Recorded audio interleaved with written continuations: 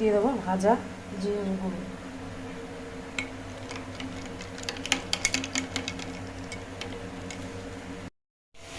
আমগুলো ভালো করে পুড়িয়ে দিচ্ছি।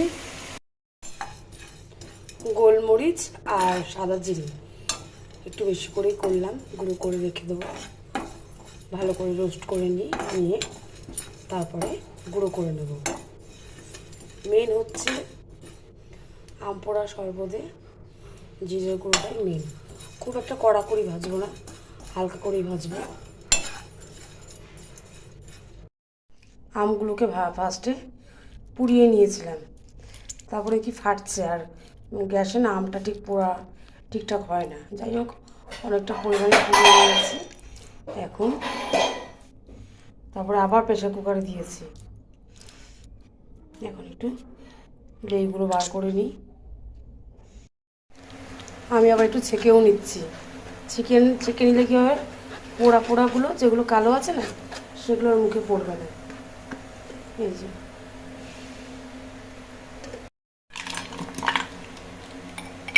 দিয়ে দেবো বরফ।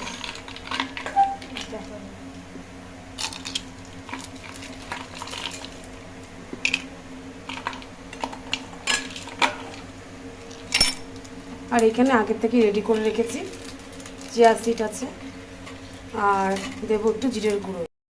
খুব ভালো হয়েছে, অত নিলে নুন পোড়া হয়ে যাবে।